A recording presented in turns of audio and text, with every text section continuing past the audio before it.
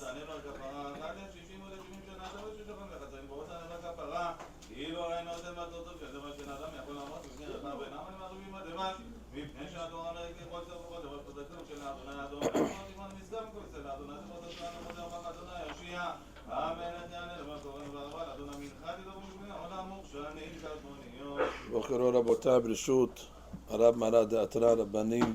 We continue the study of the Tariag Mitzvot, and we're up to Mitzvah number 421. And that is the famous Mitzvah that we're fulfilling at this moment, Mitzvah Tefiline Shel Yad. The Mitzvah of wearing Tefiline on our arms is a positive commandment in Parashat Va'et Hanan. The Pasuk is well known, Ukshertam le'ot al yadecha. It's in Perek Vav, Pasuk Het. Now, although the Torah does not use the word Tefillin, but the tradition that we have is that we have to tie around our hands the 4 parashiyot, which is called Tefillin, using the straps that are called Litzuot. The 4 parashiyot that must be written in the Tefillin are, of course, the Parashat Kadesh Li Kol Bechor, until the end of the Pesukim V'Shamarta Tachuka Zot Lemo'adam Miyamim Yamima, as well as Parashat Ba'aya Ki Biyacha, until the end of the Parashat Ki B'Chosekiat Utzianu Adwam Mitzrayim, the Parashat Shema Yisrael, including Ve'ahavta, until the end of Bish'arecha, and the Parashat of B'Hayayim Shamoa, until after the Ma'an Yirbu, Ki Mea Shamayim Ala Aretz. In Tefillin Shel Yad, these 4 parashiyot are written on 1 klaf, and it is rolled like a Sefer Torah from the end to the beginning, and it is placed in a leather box in 1 compartment, and there is a ma'abarta, which we'll learn about, which is a passageway to put the ritzuot through in order to fasten it on one's left hand, generally speaking, which would be keneged, his heart, that the tefillin should rest in such a place. Now, what's the reason for this mitzvah of tefillin? And the Rabbi over here again reminds us that the neshama lives in a very hostile environment. It's used to living in heaven. In heaven, it's a spiritually protected place. But then it comes down to earth, where the Rab writes he has a lot of bad neighbors and about a lot of bad influences. It's almost as if the neshama finds itself in a very dangerous neighborhood. And therefore it needs shomrim, it needs guards in order to protect it from getting drawn into the gravitational pull of the desires and the pleasures of this world. And therefore, Borei Olam gave us many different protections and guards to protect the neshama. And they are the sisiyot that we wear on the 4 corners of our garments, the mezuzah that we place on our doorposts, and the tefillin on our arms and on our heads. The Rab writes, Lema'an nihdal me'oshek yadenu, in order to stop us from making the averot, ve'lo natur ahar enenu, and that we should not go after our eyes and after our yetzer. And the Rab writes, it's an amazing truth that he says, even with all these guards and all these items, it's still not so simple that the neshama will be protected. Ki al kol ele, with all this, ya'aleh lif'amim ufaratz kedrenu, and still the Yetzer Hara is able to break all these fences and all these protections. So kule hayve ulai, that means the person that doesn't have these shomrim, he doesn't stand a shot against the Yetzer Hara, and those that have it, of course, they fare better, but it's not even guaranteed. And now we discuss some of the many mitzvot that the Rav Chinuch writes regarding the mitzvah of tefillin. There are basically laws that say that there are 10 halakha leMoshe Messinais regarding the mitzvah of tefillin. Again, most of these, if not all, are really not written in the Torah. The Torah just writes a few pesukim, but a lot of these traditions that we have come from Moshe Messinai. Number 1, the base of the tefillin, which is called the box, I should say, the box of the tefillin, which is here, which is called the ketzitza, has to be squared. The titurah is the base, which is the bottom of the tefillin, also has to be squared. The stitching around the base of the tefillin also has to be squared, and it has to be a perfect square. A perfect square would mean that its diagonal, its hypotenuse would be 1.4 against the length and the width. So again, it's a perfect square. Number 2, the tefillin shel rosh has to have the symbol of two letters shinim on both sides, the right and the left.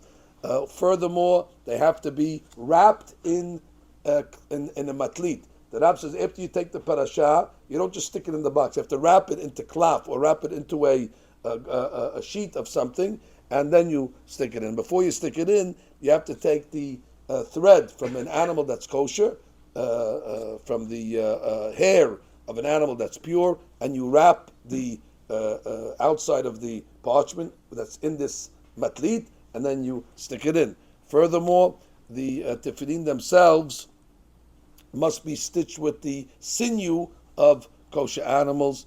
Furthermore, in the tefillin shel yad, on the side of it is what's called the ma'avarta. The ma'avarta is where you stick the straps through it in order that you'll be able to place it around your arm. The straps have to be black. Furthermore, in the tefillin shel yad, they have the image of the letter Dalid on the back of it.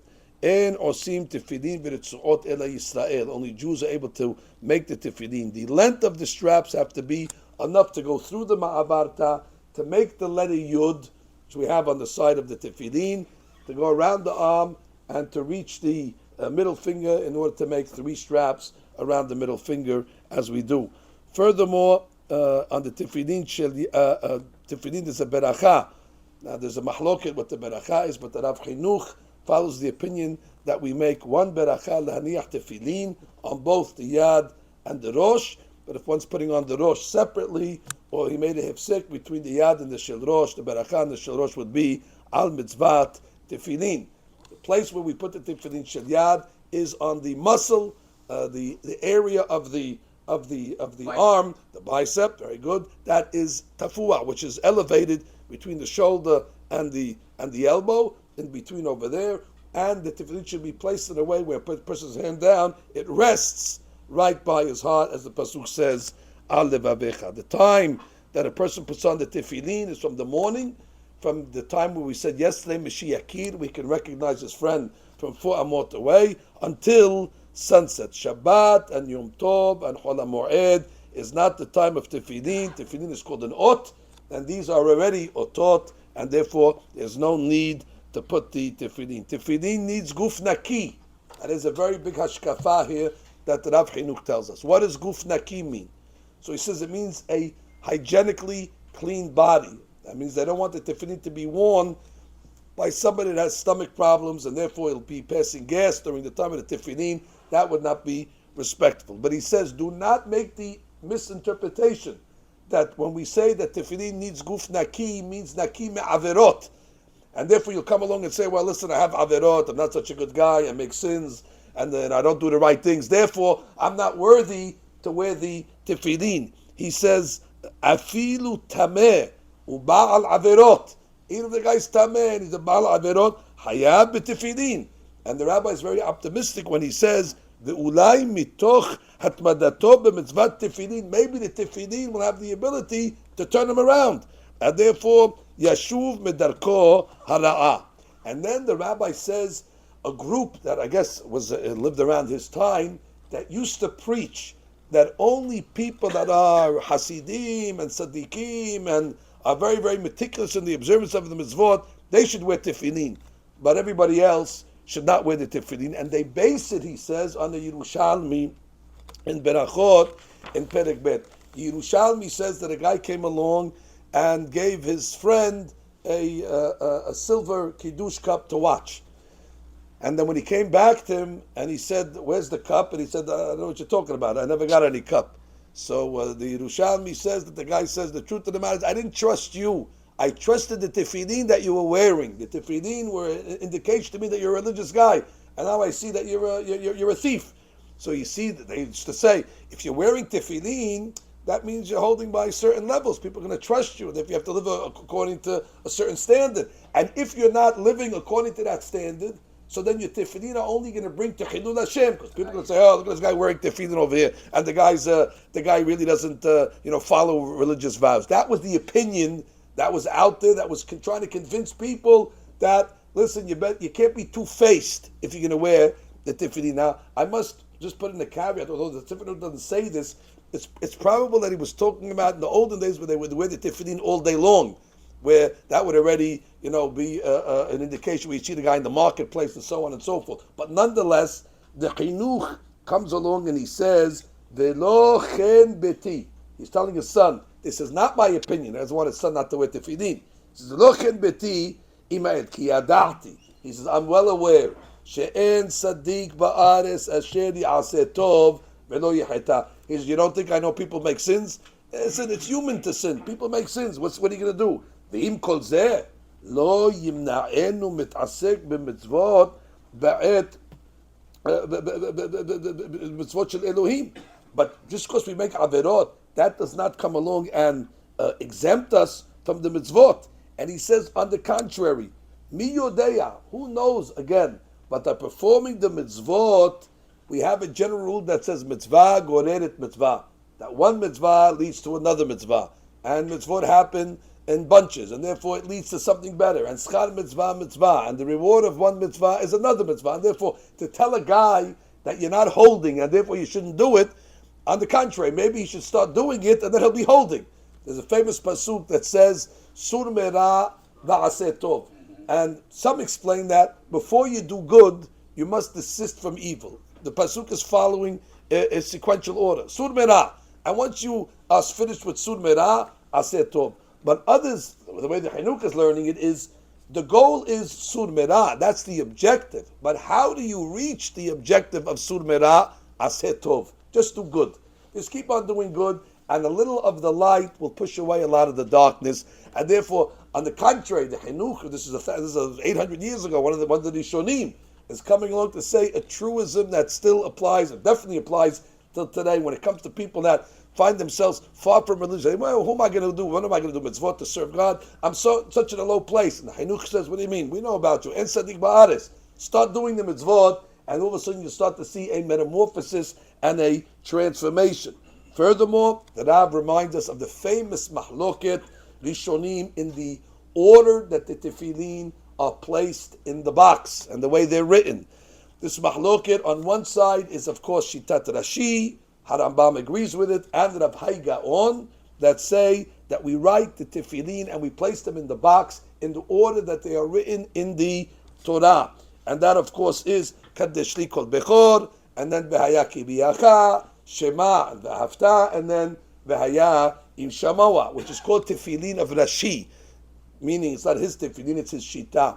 And then we have, of course, the opinion that the Chinuch rejects, which is the opinion of Rabbeinu Tam, and other Rishonim that say Havayot be'emsa, which means Kadesh li kol bechor, V'haya ki biyacha, V'haya im Shamawa, and then Shema Yisrael. The V'hayas are in the middle, which is become to known as Tefiline of Rabbeinu Tam.